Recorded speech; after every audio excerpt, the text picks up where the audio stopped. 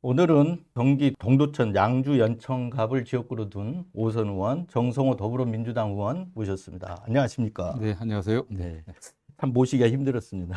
아닙니다. 불러주셔서 감사합니다. 너무 바쁘신 것 같은데 더더군다나 이제 지금 이제 본격적으로 대선전이 달아오르고 있지 않습니까? 네네. 네. 지금은 이제 양당이 경선 국면에 들어가 예, 있는데 언론에서는 그 이제 의원님을 부르기를 친명계 좌장이다 이런 용어들을 계속 수식어를 써가지고 이렇게 예, 예. 부르는데 뉴스에서 이제 처음 나오셨으니까 여쭤보고 싶은데 이재명 대표하고는 언제 인연을 맺으셨습니까? 그 이재명 대표를 처음 본 게 87년 3월 한 중순쯤이었습니다. 네. 그렇기 때문에 한 만 38년이 더 지났죠. 이야. 그 이재명 대표와 정치권에서 아는 네. 사람 중에서는 제가 가장 오래됐고 또 국회의원 선수로서 가장 높기 때문에 네. 친명 좌장이라고 얘기하는데 네. 그 좌장이라는 표현은 그 약간 좀 구태스럽지 않습니까?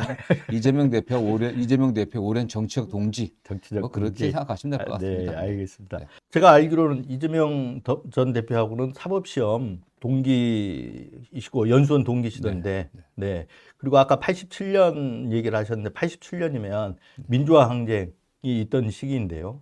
네. 그 87년 3월에 네. 사법연수원 18기, 네. 또 사법시험 29회로 동기로 같이 입소했습니다. 들어갔을 때 대학 다닐 때 학생운동을 조금 경험했던 저희 연수생들이 그 시대적 상황에 대한 고민들, 또 군사 독재 관련된 여러 가지 문제의식을 갖고 인권을 공부하는 그런 언더서클 같은 그런 비공식 모임을 만들었어요. 아니, 연수원에도 그런 어떤 언더서클이 존재할 수 있었습니까? 사실상 불법이었죠. 들켰으면 잘렸을 겁니다. 아. 근데 거기에 제가 기억은 잘 안 나는데 어떤 의원이 굉장히 괜찮은 연수생이 있다. 문제의식을 갖고 있는 네. 훌륭한 연수생이 있다고 얘기를 해갖고 모셔온 게 이재명 또 후보였고요. 연수생이었고요.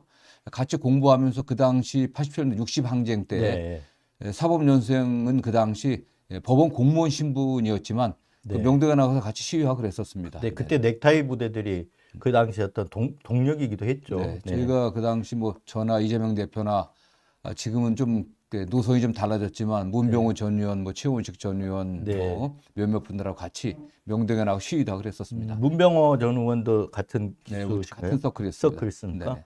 야, 그 서클 금방 이제 언급하셨는데 그분들이 좀 길이 달라지신 분도 있고 지금 같이 가시는 어떤 동지로서 같이 가시는 분이 두 분 말고 또 있습니까? 예, 뭐 지금 변호사 하시는 여러분들이 계시고 있고요. 네. 지금 뭐 차지훈 변호사, 이찬진 변호사 여러 그 당시 같이 공부했던 분들이 네. 이재명 대표와 좀 함께 하고 있고 또 여러 가지 법률 문제에 또 늘 많이 도움을 줬었죠. 네. 그분들이 어떤 이재명 전 대표의 어떤 측근 그룹이다 이렇게 볼 수도 있겠네요. 그분들이 정치를 안 하시고 그냥 변호사 하시는 그게 분들이니까. 더 측근이라고 볼 수 있는 거죠. 네, 정치를 안 하기 때문에 이해관계가 떨어져 있으면서도 네네. 이 뭐 속내를 털어놓고 상의할 수 있는 분들. 네, 잘뭐 이 대표에게 잘 조언들 해주는 그런 분들이 몇 분 계시죠. 네네. 네.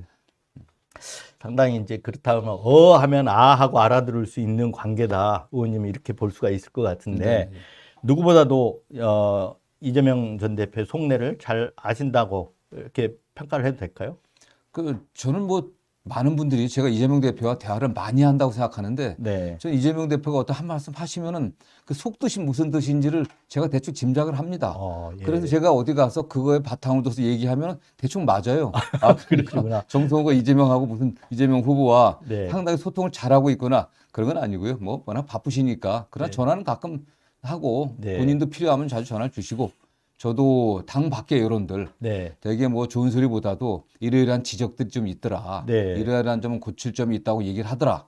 그런 걸 잘 전달하고 있습니다. 네. 그러니까 오해 없이 격의 없이 얘기를 하더라도 그 격의 없이 얘기하더라도 이렇게 오해를 불러일으키지 않고 서로 이렇게 소통할 수 있는 관계다 이렇게 볼 수가 있겠네요. 근데 다른 분들은 그 이재명 후보가 그 당대표 때 좀 어려워합니다. 굉장히 추진력도 강하시고 결단력도 있지 않습니까? 네. 그러나 저는 뭐 이재명 대표를 크게 무서워하지 않기 때문에 네. 할 말 다 합니다. 그냥. 그러니까 아까 말씀하신 그런 관계구나 하는 거를 저 사진을 통해서도 볼 수 있을 것 같아요. 이제 친명 좌장이라고 아까 말씀하신 그 부분, 좌장이라는 표현이 어떻게 보면 이제 권위주의적이다 이런 말씀하셨는데 어찌됐든 간에 친명 좌장으로서 부르니까 이 선거전에서 친명 좌장 그 역할로서 볼 때 의원님이 해야 될 역할은 어떤 거라고 보십니까? 가장 큰 게 당내 또는 당 밖의 어떤 통합에 징검다리 역할을 하는 게 제 네. 역할이라고 생각합니다. 당연히 이재명 대표를 뭐 적극적으로 지지하는 의원들이 대다수지만은 조금 뭐 과거에 소원했던 분들도 계시고 있기 때문에 그런 분들이 소외되지 않게 네. 역할을 잘 할 수 있게 제가 좀 도와드리고 또 그분들의 의견도 전달하고 또 당 밖에 계신 많은 분들을 제가 만나고 있거든요. 또 대표가 바쁘시니까 네. 다 접촉할 수 없지 않습니까? 그래서 정말 대한민국이 새롭게 태어나는데 필요한 인재들 이런 분들을 또 대표에게 소개하고 추천도 네. 하고 역할을 할 수 있게 하는 게 제 역할인 것 같습니다. 네. 아주 가장 그 축구로서 막중한 것 같습니다. 인재 추천이 제일 어렵지 않습니까? 네네, 예, 예. 네.